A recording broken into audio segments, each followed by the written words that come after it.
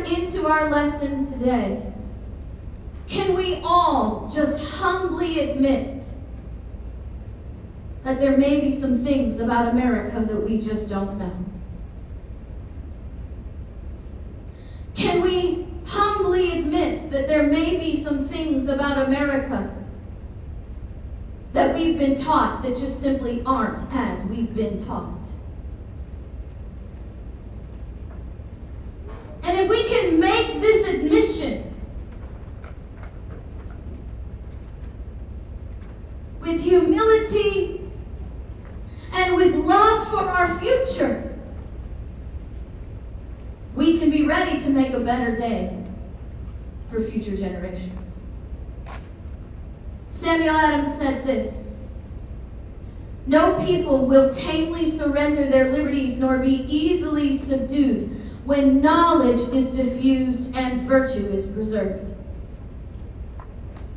He said, on the contrary, when the people become universally ignorant and debauched in their manners, they will sink underneath their own weight without the aid of foreign invaders.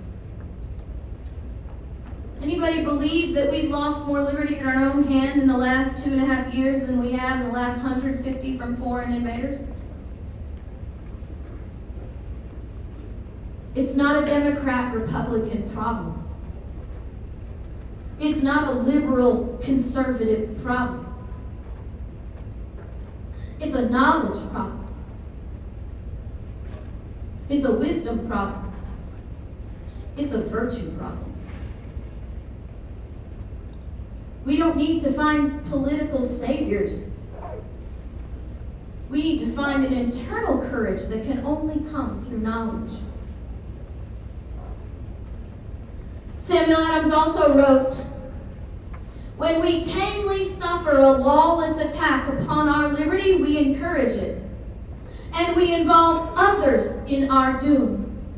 He said it's a serious consideration that should weigh heavy upon our hearts, that ages and millions yet unborn will be the miserable sharers of our experience. The decisions we make today have eternal consequences.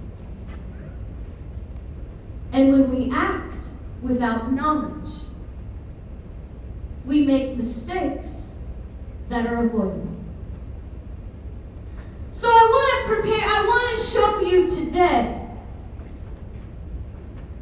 for those who join me in understanding there's a lot we need to know, and a lot perhaps that we haven't been taught, and a lot perhaps that we haven't been taught accurately.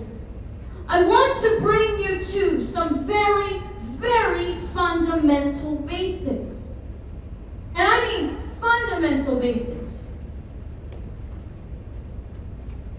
Because there's lots of details and we can get lost in the minutia. But the problem is this: if we don't understand the basic foundations of who we are, what America is built on, what is the proper role and power of government in America, what is the proper role of the people and the power of the people in America, we can talk all day long and never head in the right direction. Because there are some basic, fundamental, foundational truths. It's why Thomas Jefferson wrote in the Declaration of Independence, we hold these truths to be self-evident. Self-evident. It means these are the things that we have learned through experience, through generation of experience that have proven themselves to be true. We'll begin with understanding what we need to do in general. Remember, Samuel Adams said about this education thing. That's great. We need to get educated. But once we get educated, we need to organize under that proper education. We need to get activated. And then we need to stand in the power of the people for a properly operating government.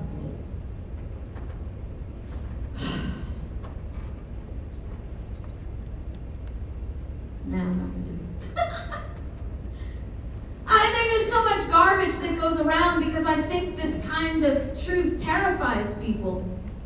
That there's actually something you can do, and it might mean that you have to do something. They call me an anti-government extremist. I'm not anti-government.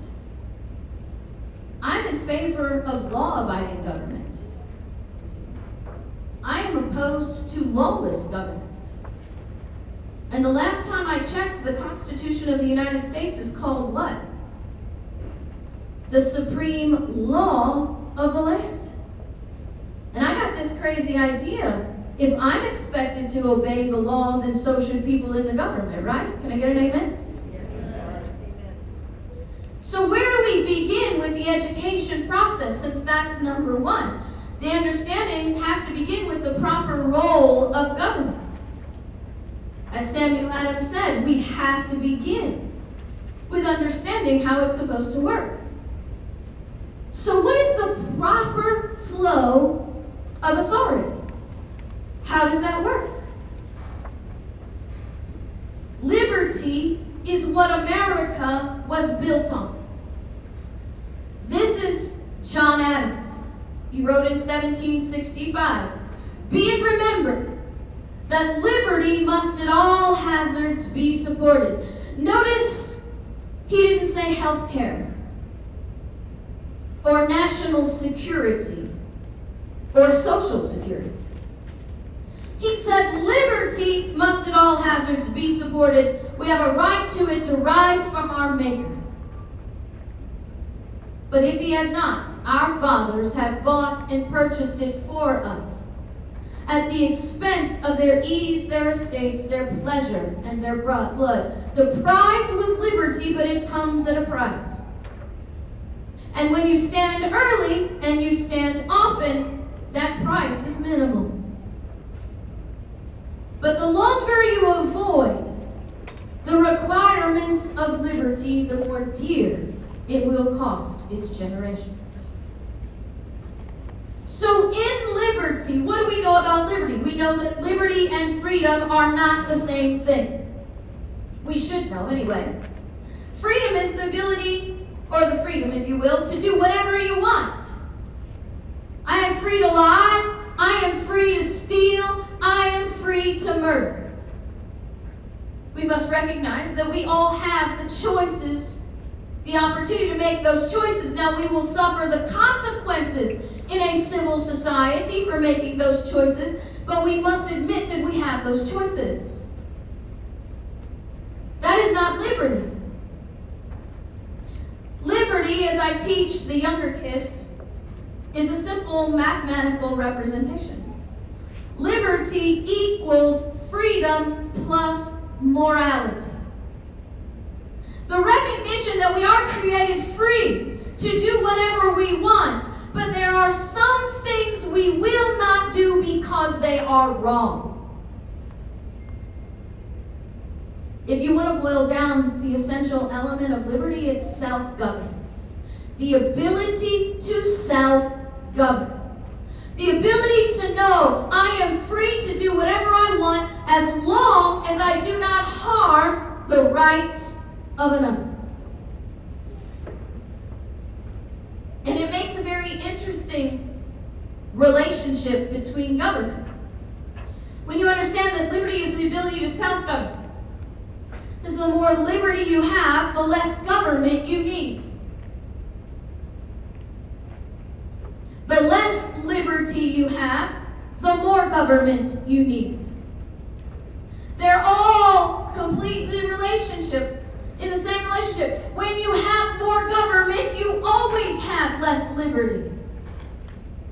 More government is dictating by law what you can and cannot choose, how you can and cannot live your life, how you can and cannot use your property. And that means you have less liberty. America was formed as a constitutional republic to ensure that the people could have as much liberty as they wanted and as much liberty as they could handle. But you have to understand, there's a proper flow to government.